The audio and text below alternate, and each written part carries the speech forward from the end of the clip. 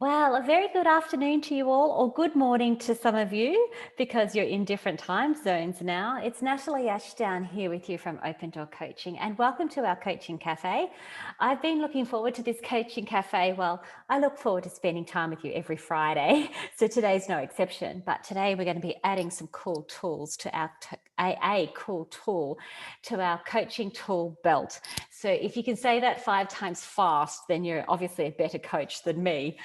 So before we begin, I'd just like to do acknowledgement of country and acknowledge the traditional owners and the custodians on the lands on which we meet today and their continuing connection to the land, waters and communities of Australia. And we pay our respects to them and to their elders past, present and emerging, and to anyone else who might be on the line today who is from an Aboriginal Torres Strait Islander descent. And as Marie has already shared with us, she's dialing in, zooming in today from the lands of the Wurundjeri people. So thank you for sharing that with us.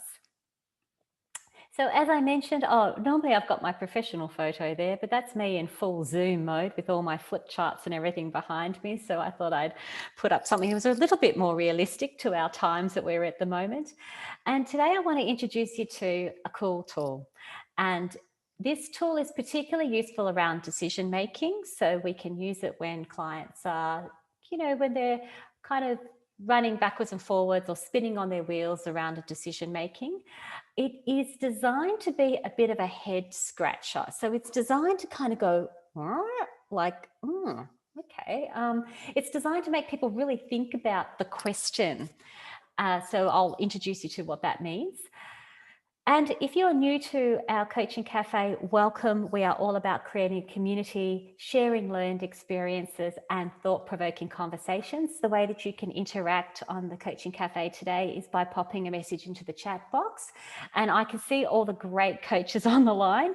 So this is not just about me sharing great coaching questions and tools, but really hearing from you. So just feel free to be typing your messages into the chat box. I would really like to generate some coaching questions with you so we can get those going as well.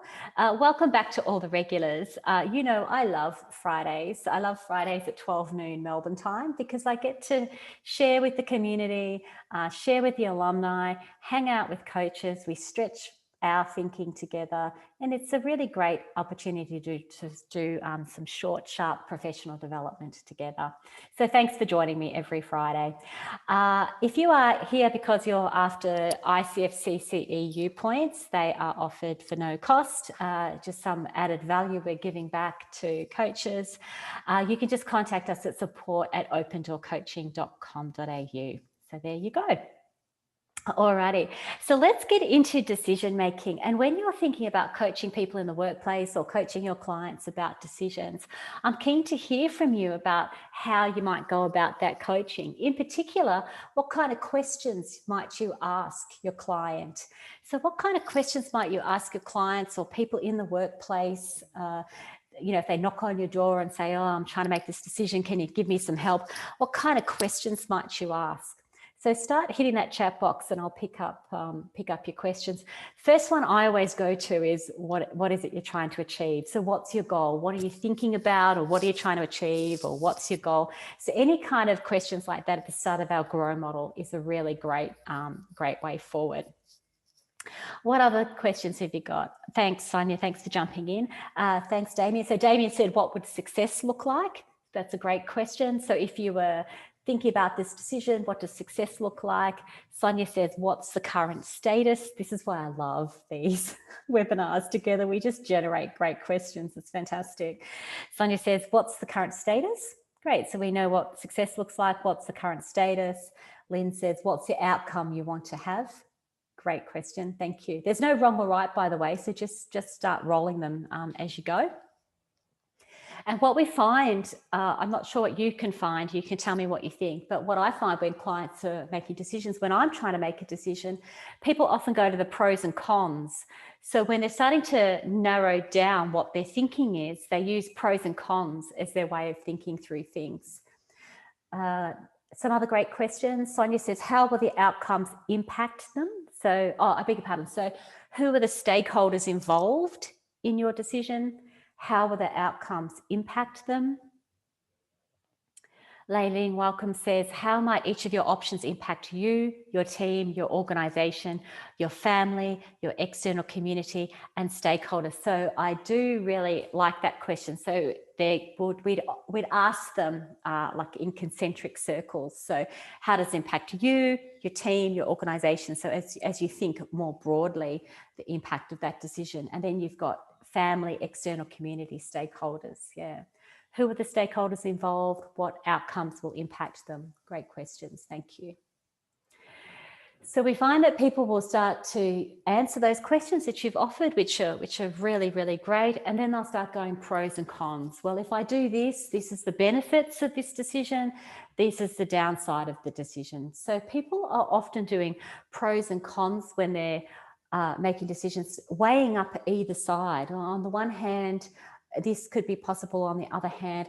So if we're thinking about coaching someone who might want to apply for a new role, or they might be in transition. So this was literally the coaching conversation I had yesterday. Should I apply for that with a person? Should I apply for that role? If I apply for that role, is it going to be what I want? What do I really want in a role? So all these questions started to roll. And the person started to do pros and cons. So like on the one hand, I love my team. I'm really happy with my team. I'm doing great things with my team. So the benefits of staying are really high. And if I go, then it's new and I've got a bit of fear around that. And so there's some consequences of actually going. I'd have to, start again, all these kind of things. On the upside, if I do actually make this move, I'll get some more cash. I'll be stretched in my job role. So there's some benefits there as well. So it's kind of fairly straightforward for us to coach people around this. So start with those great questions you have. Look at the pros and cons. On the one hand, I could do this. On the other hand, this is etc., etc. We do find that people do that easily. The cool tool that I want to offer you comes from our Diploma in Organisational Coaching. And in that program, we are trying to take all of the tools that we do in our Certificate 4 in Workplace and Business Coaching program and kind of up the ante on them, kind of put them on steroids, if you like. we're trying to take our foundational core skills and then really stretch ourselves in terms of how we can use those skills when we're at the diploma. Because the diploma level, we're really aiming for ACC, like we're entering that program as a kind of ACC level coach. We're really aiming to stretch ourselves so that we're coaching at a higher level, aiming towards that PCC level of coaching. So with that, we need to be asking questions that are a little bit more powerful in terms of the ICF core competencies. And from my perspective, I'm thinking about questions that really make the person stop and think. So this is the tool I wanted to offer you today. They're called the Cartesian coordinates. Some of you, there's some coaching questions as well that you might ask. So what's the best way to move forward, the better way? How will you decide? So how will you make that decision? What's your criteria? Or which side has the most compelling reasons if they're doing backwards and forwards as well. So the tool that's a few questions I just randomly generated as well. So the tool that I want to offer you is a tool called the Cartesian questions. This comes from the original theory behind these questions comes from a philosopher, a past philosopher, Descartes, who was looking at mathematical principles. And then, like everything we do and people do, they take these philosophies and they turn them into coaching. So I learned this from a guru called Marvin Oka. He's a master coach, a person I've known for many, many years who really initially taught me a lot of my coaching skills. So forget about the theorem and the inverse and the converse and the math side of it. Let's just narrow down on the actual questions. So what we're actually doing is, if you think of a decision you're trying to make, the first step is you need to narrow down that decision to one side of the decision. So we think about a decision. I'm thinking about, should I stay in my role or should I go for a new role? So what's happening there already is there's two parts to that decision: stay or go to a new role. So the first thing we do when we're using this tool is we need to narrow to one part of the decision. So I did this recently with our diploma group who are currently studying the diploma. And just as an example, I said, should I stay with just running 5K, 5 kilometers, or should I stretch and try to run the 10 kilometers? So, and it was all about, do I download the 10-kilometer app and do I go for 10 kilometers, or do I just stay at 5 kilometers and kind of really try to embed that? So I'm trying to actually make a decision. Do I stay at 5 kilometers and just kind of bed those skills down, the running skills, or do I stretch for 10 kilometers? So if you're using that kind of example, there's two parts to that decision: stay at 5 or go to the 10. So what we need to do in the Cartesian coordinates is pick one part of it. So what I did is I said, all right, what I want to make a decision about is, do I stretch myself to the 10K? So what you've done is you deleted the first part of the question. You're just focusing on one part of the decision. And in doing that, you solve the other side, if that makes sense. So if it's a person who's thinking about, do I go for a new job role or do I stay in my current role? The decision you can choose would be, well, okay, I'm going to make a decision about staying in my current role. Or you choose the other part of the decision, which is, okay, my decision is, do I actually go for this new job? Just let me know if that's making sense, because this is a really powerful part of the decision-making process, that we are narrowing down to what is it that we're actually making a decision on. The restrictions are being lifted, hopefully this weekend, and in Victoria, and New South Wales have decided, hopefully on the 27th of November, they will open up their borders. So for all of those people that have family interstate, do I just pack up the house and head interstate straight away, or should I wait a few weeks and just wait till Christmas? So can you see that there's two parts of this decision going on here? So in order to coach a person, getting very specific about, okay, so you want to make a decision, do you pack up everything and head interstate? That's what we're going to focus on. And when you do that, these questions start to roll really neatly. Just give me some feedback there. Just let me make sure that I'm making sense to you all. Sometimes I use far too many words to describe things, and I start out confusing people. Great, Damien says cool, excellent. Okay, makes total sense, Martina. Thank you, thank you, thank you for letting me know. I really just need to check in sometimes. Thanks, Ian. Well, if you say it's all good, then I'm ready to proceed. Excellent. Okay, so what we do. I'm thinking, should I pack up and move to New South Wales? That could be the decision I'm thinking about.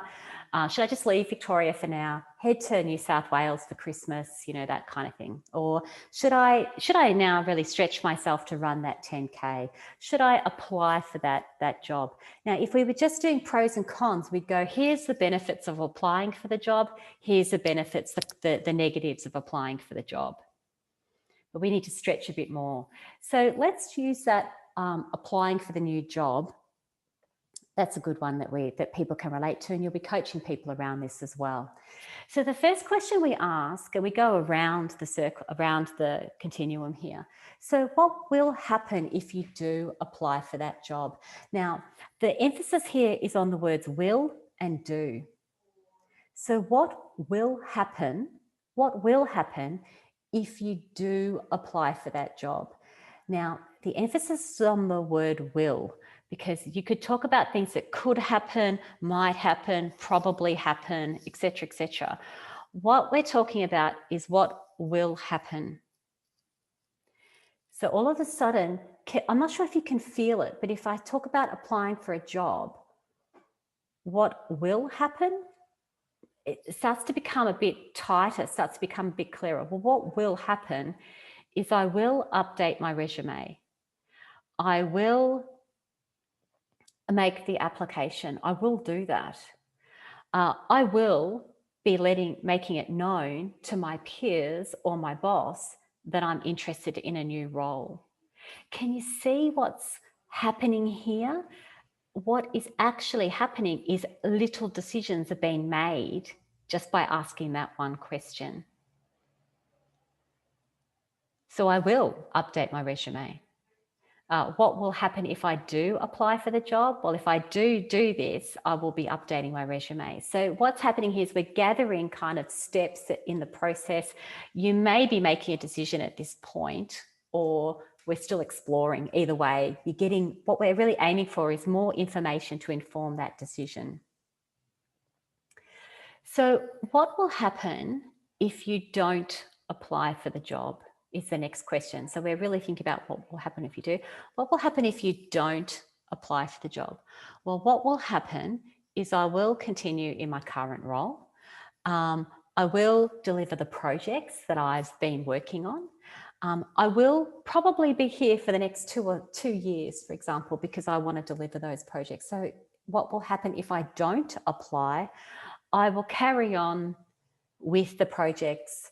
And yesterday, when I was coaching a person in this way, he said, I'll finish what I started. So what will happen if I don't go for the job is I will finish the projects that I've started. What will happen is I'll feel a good sense of satisfaction if I actually do that. So more thinking starts to evolve through these questions. That's our job. It's not to just weigh up the pros and cons. It's to kind of evoke more thinking, a depth of thinking, to gather more information about this decision-making process.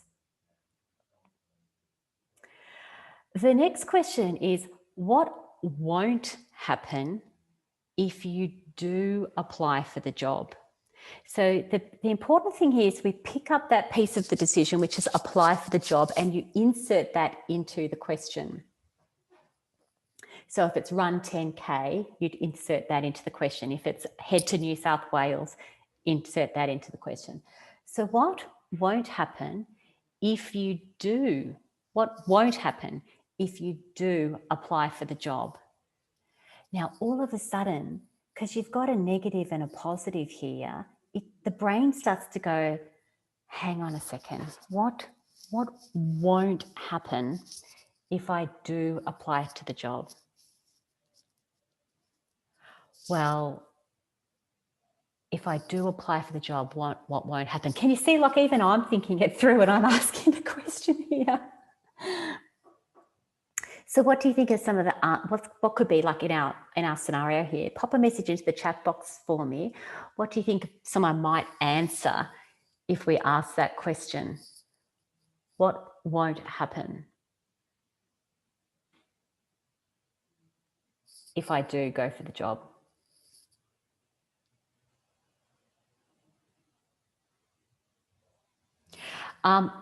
That might be a bit of a tricky one. When we were thinking about heading to New South Wales, well, what won't happen is I won't have the Christmas party with the team.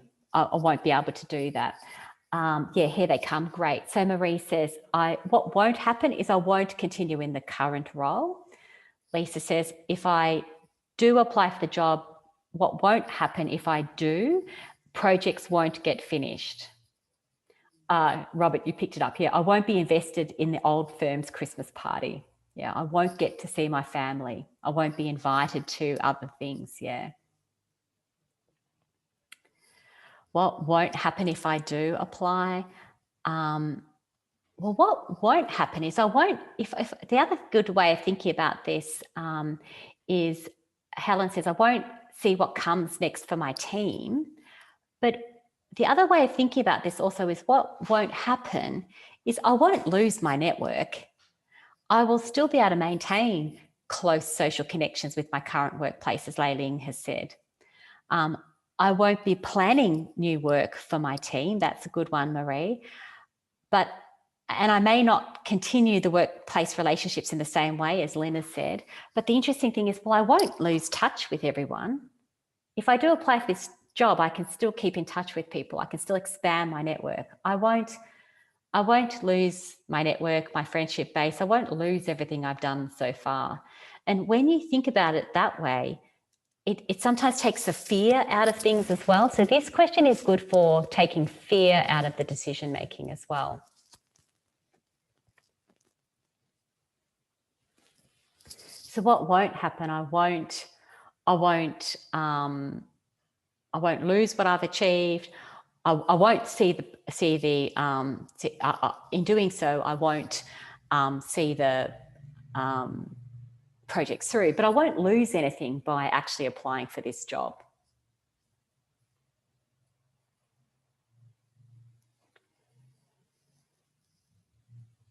Lisa said, so won't is asked in a positive inference. Can be. Yeah, that's correct. Yeah.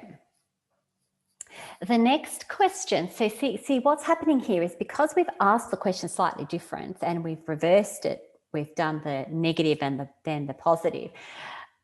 The person, like we're doing now, is going,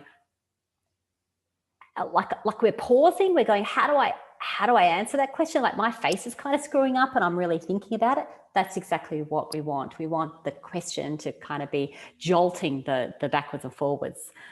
So the next question is, what won't happen if you don't?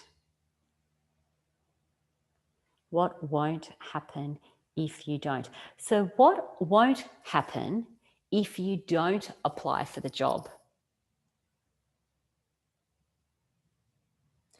What won't happen? What will not happen if I don't apply for the job? Yeah, that's great. So Maria's saying you won't get the new opportunity. Chloe says, I won't know whether I will never know. Great question. Yeah, great point. So what won't happen if I don't apply is I will never know whether I actually was good enough to get that job. Yeah. I won't have new challenges. Yeah.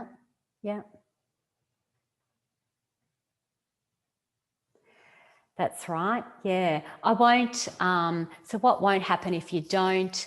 I won't have a new challenge. I won't see what's possible. I won't throw my hat into the ring. I won't make it clear to stakeholders that I think I'm actually ready. Yeah. I won't need to reallocate interstate if I don't apply for the job. So that's a really good one as well. So if what won't happen is I won't have to, and this happened recently in a coaching session as well, I won't have to uproot my family if I don't apply for that job. And a person was really thinking about applying for this job, but it was about, well, if I don't apply for the job, if I don't do that, then what won't happen is I won't have to work full time. I won't have to uproot my family. I won't have to move house. All of these kind of things come into it as well. Yeah, great.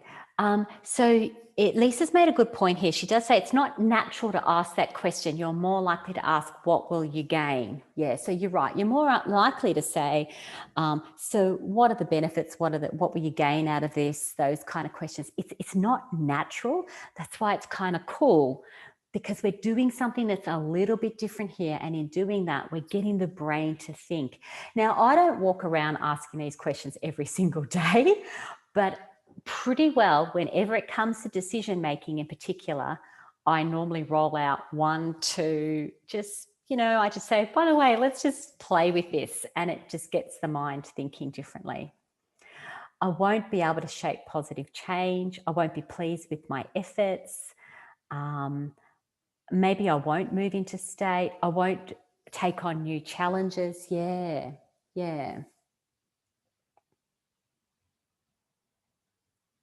So it could be the opposite to the first question, couldn't it? Or it could open up more information. That's what we're really looking for. What do you reckon? And it is a real head scratcher, which is what we're really aiming for. So what won't happen if you don't?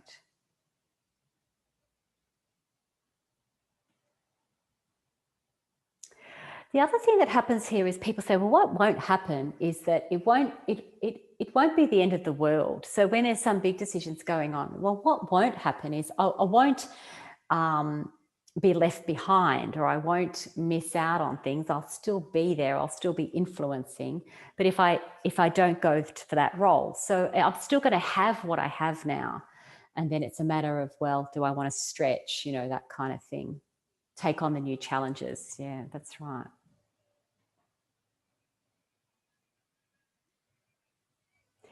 Other thoughts? What are you thinking?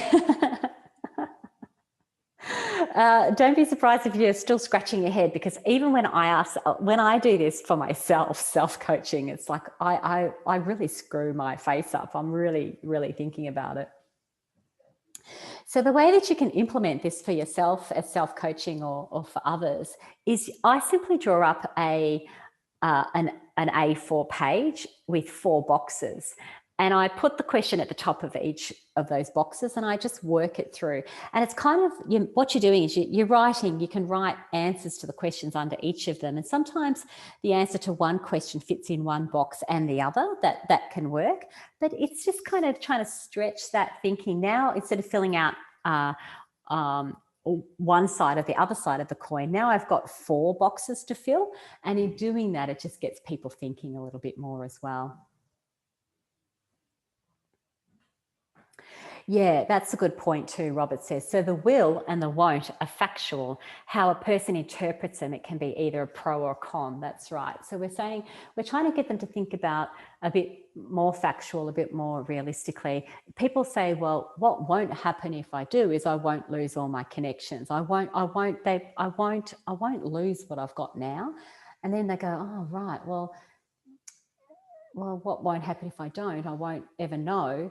So then we get to, so what information have you got now? How has this information informed your decision? And you go, well, I've got nothing to lose. I need to put that resume in, or something other decision might be made out of it.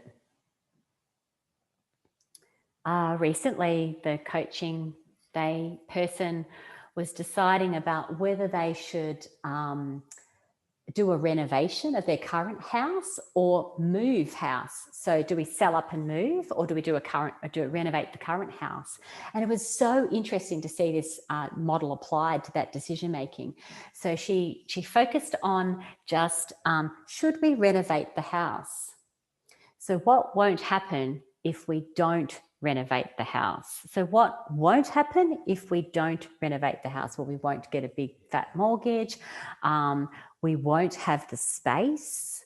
But what won't happen is that we won't,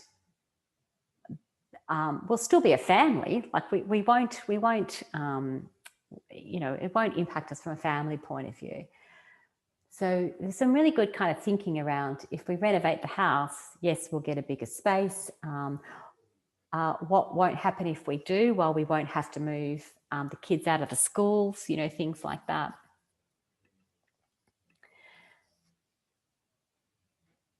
Ian says, don't we still have to ask, so what, and how will that affect you? Yes. So you're right. Yes. So we're using these questions as kind of prompters, kind of head scratching questions. We still wrap all of those other questions that we brainstormed. We still wrap all of those around them as well. Yeah. We're still saying, so if you do that, what's the impact? How will that affect you? All those great questions. And Ian said, you really like this. I feel that the risk and the reality questions need to be addressed next. It gives substance to the forecasting. Yeah, I think that's what we like as well, that it is kind of, it's helping do risk, it's helping do reality and thinking about it, yeah. Leiling says, I think it's a good tool to increase perspective taking. Yeah, to increase our perspective taking capacity. Try to think when it might break down. If someone starts with the low level of perspective taking capacity, there's likelihood they could become defensive when they're entering the orange and the green boxes, or they struggle with, oh, okay. So if they start in the green and the orange, is it possible that they could get defensive? So yeah, that's why we kind of work it around, and we're kind of playing with this, if it makes sense. Like, we're just kind of throwing it out there. It's designed to kind of go, Like, that's a crazy question. You know, it's designed to kind of think like that, to kind of play with these things. And at the same time, it's a really powerful tool to come to some really powerful information that's going to affect your decision making. So I kind of try it on, if that makes sense. Yes, Layleen, that's a very good point, actually. If they struggle with English as a second language with a double negative in the orange box, okay, very important. Thank you for bringing that up.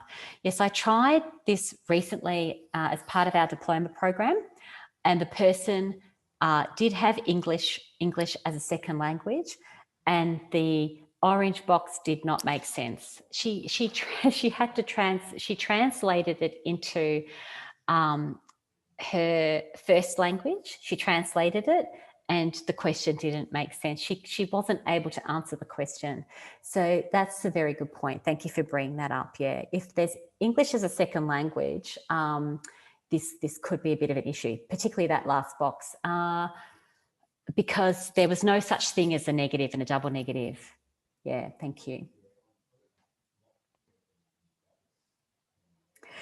So there you go. It's it's a really cool tool.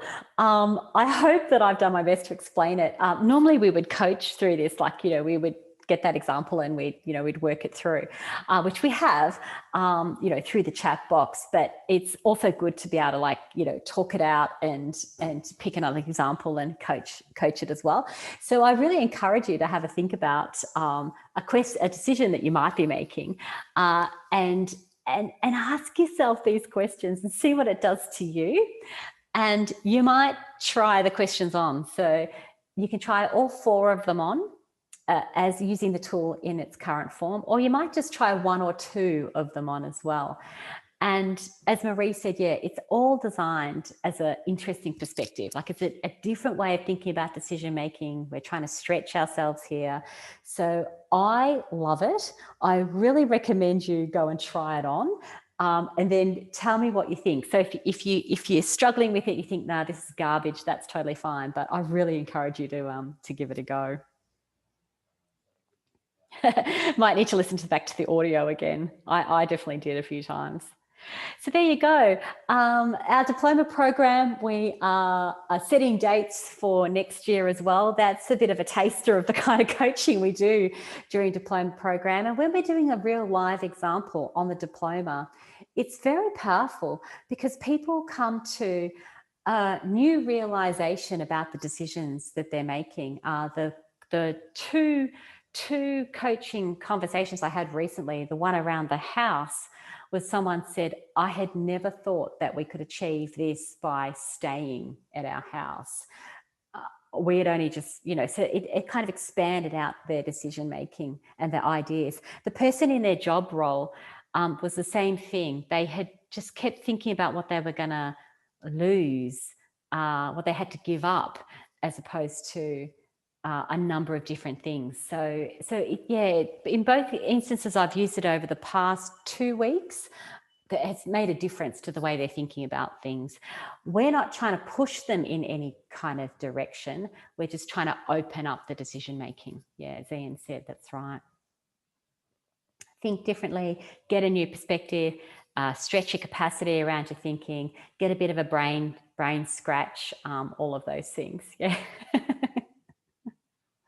Alrighty, there you go. That's the cool tool of the day. Cool questions. You're welcome, Lisa. She says, thanks for sharing. Yeah, give it a go. When you're using these questions, you want to emphasize, so what will you do? So if you do make this application, what will happen? And you're emphasizing the will and the won't, because we're getting clearer about what's going on there in the reality. Yeah. Damien says, very cool. That's great. All right, everybody. Well, as always, I really hope you enjoy your coaching. Hopefully this has opened up some ideas. Robert says, thank you. Revealing a possible silver lining you might not have otherwise missed. I really agree with you. There's it's going to appear to you initially like, isn't that just the same question? Won't you get just the same answers? And In my experience, the answer is no. It's not the same question, and you won't just get the same answers. So it does, for some reason, because the brain is going to process that question differently. It's not just, so what will you do? What are the benefits? What are the downsides? The brain's used to doing that. Because the brain's got to kind of process this question slightly differently, it sometimes pops out new information, which then informs the decision. That's what we're aiming for. Yeah. Yeah. Cool. Alrighty, wonderful to be here with you. If you practice and try this and you have an experience with it, if it works, if it doesn't work, let me know, because that's what we're all about, is sharing our experience as well. And with that, I will say wonderful to see you all on the line. Thank you. I'm so glad that this has resonated with everybody. And I thought, out towards the end of the year now, we might just top up our toolkit and do a bit more of this. So thought that might be great.